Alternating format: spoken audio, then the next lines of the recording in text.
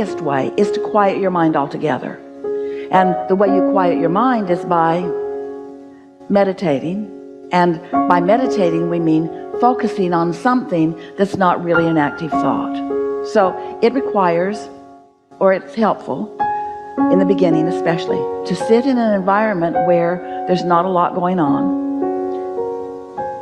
Quiet room helps. Comfortable clothing, and focus upon something subtle, like Esther likes to listen for a sound. Hear that in this room? It's the motor of the air conditioning, but can you hear it? And the reason that that's a particularly good thing is because it's usually steady.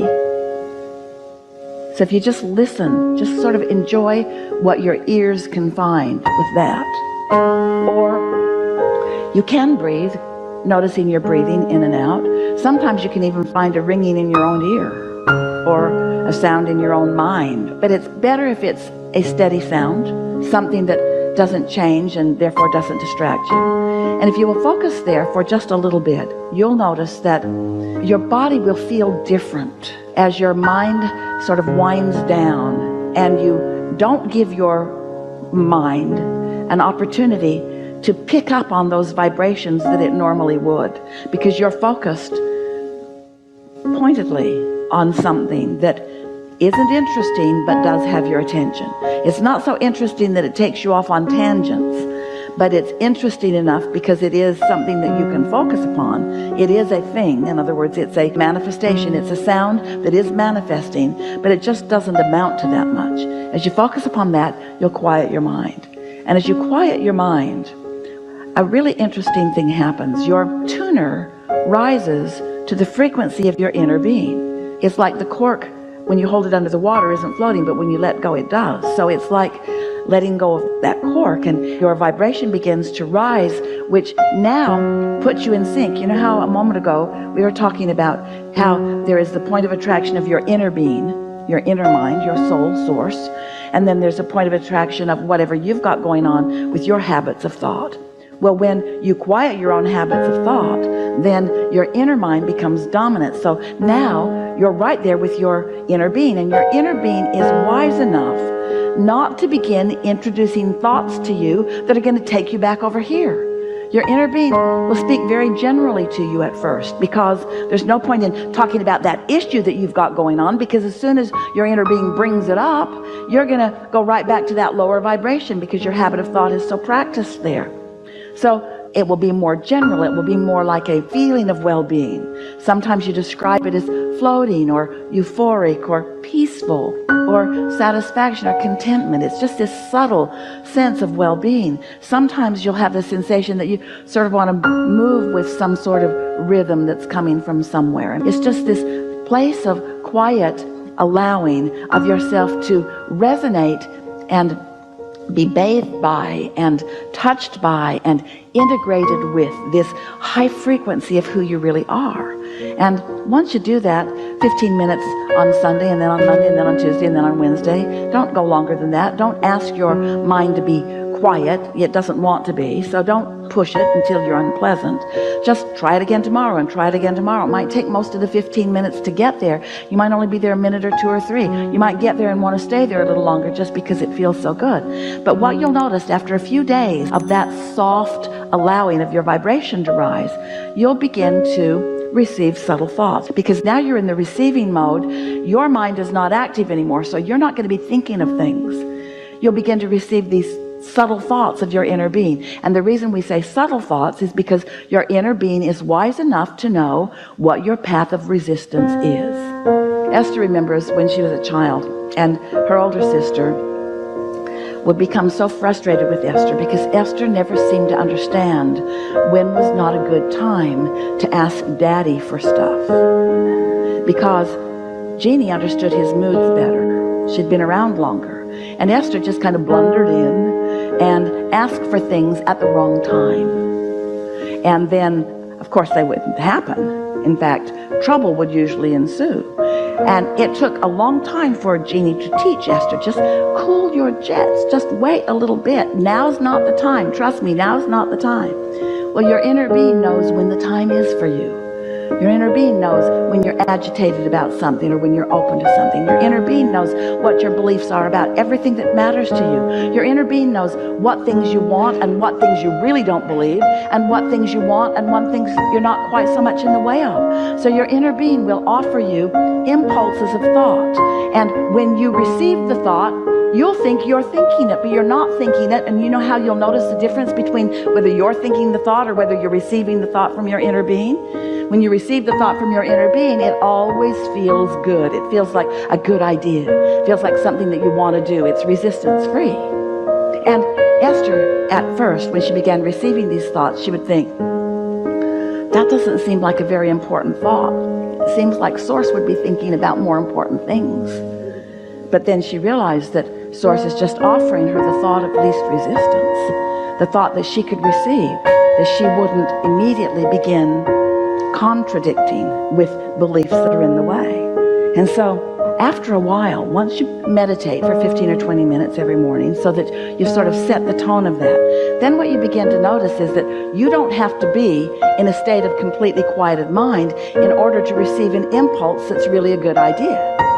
It's like when you drive, often, you don't realize it, but often when you drive, you are in a sort of meditative state because the road's sort of doing that to you, and the fact that you can't really be productive, leave your devices aside in any real way, and so your mind is sort of in that loose place of receiving.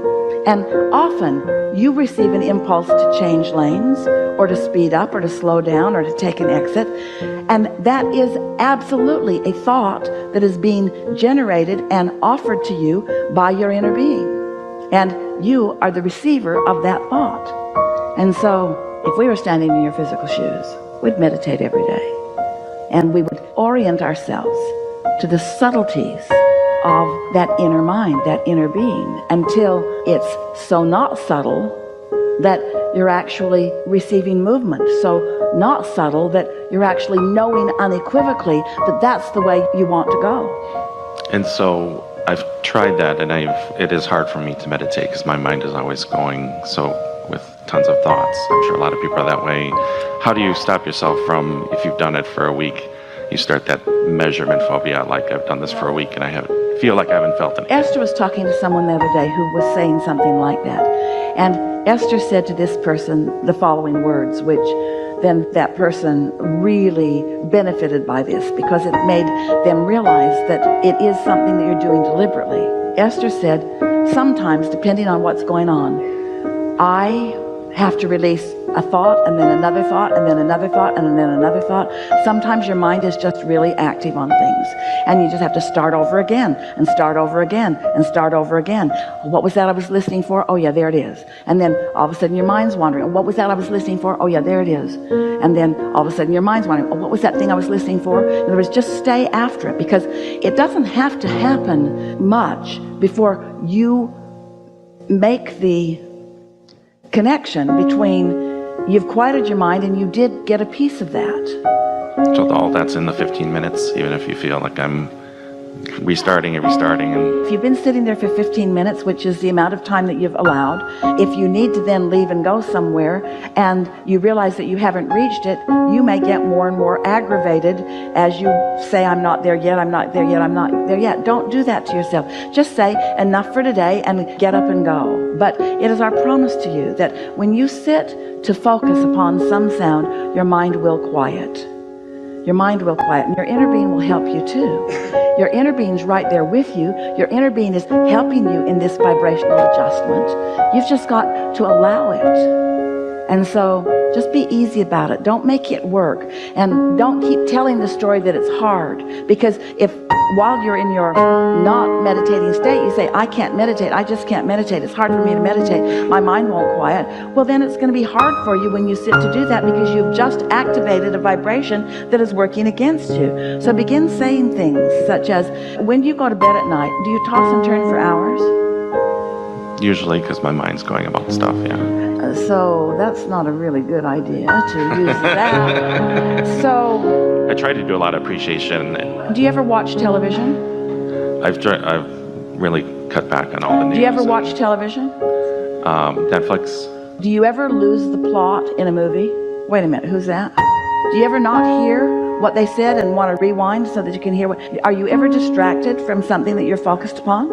Well, it's not different from that. Are you ever across the dinner table from someone and you see their mouth moving and you realize you haven't been listening? You haven't been listening.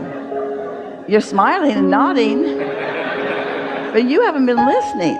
And so you certainly have the ability to focus in the same way that you can tune someone else out. You can tune your own mind out. You can. You just got to get good at it. You just got to care about it. And for most, it means you've got to know that there's a payoff for it. You've got to know that there's value in it. We want you to know that when you are able to quiet your mind, you have access to your inner mind. And when you have access to your inner mind, you have access to the pathways to everything that you want. The best ideas will come from this vibrational reality where your inner being knows every piece of everything that you've ever asked for and what sequence and combination of them will please you the most right now. And the reason that there is a right now factor is because there is a resistance factor within you that your inner being understands. So your inner being knows how much to offer to you right now that is most likely to be received by you. Until it won't be very long before you'll be knowing your own power. You'll be feeling your own vitality. You'll begin feeling frisky even with no reason to really feel frisky.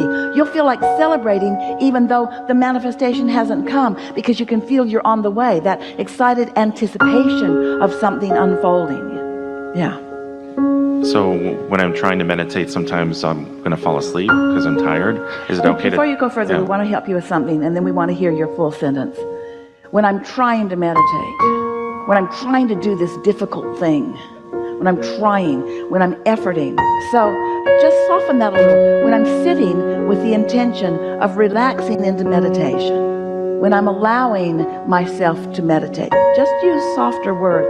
Just de-escalate the problem and allow the solution. So when I'm allowing to meditate, when you're sitting to meditate, what's the question? And I feel like I'm going to fall asleep, is it okay to then allow yourself to take a nap and then, when you wake up, feel refreshed and meditate, if you have the time to do that? Two things we want to say. Yes, especially at first. But you just told us that you toss and turn. I do. But not in this example. No. I mean, I get up in the morning, like Esther says. What we're getting at is, if when you sit to meditate, you sometimes fall asleep, then busted, because that does mean that you are quieting your mind. And so that's a good thing to acknowledge, that your mind does quiet, that you are capable of quieting your mind. Comfy chair, and it's a fan running. There you go. You can even listen to the fan. The benefit from falling asleep is different from the benefit of meditation, because in meditation, you are aware of a different vibrational frequency, and in your awareness of it, you're actually tuning to it. While you slumber, that tuning process isn't happening. So that's why we like to say meditation is a progressive unfolding. Each day that you quiet your mind, the next day it will be easier to do so. Every time you do it, it gets easier and easier and easier and easier and easier and easier and easier, until you can stand as Esther does and just focus on something for a moment, and before you know it, your vibration is right in that high-flying place. Mm-hmm. We've been encouraging meditation in a rather strong way in the last several seminars, because the discussion of the unfolding of our conversation about being a deliberate creator has reached this place. We've been saying to you for a long time, you create your own reality.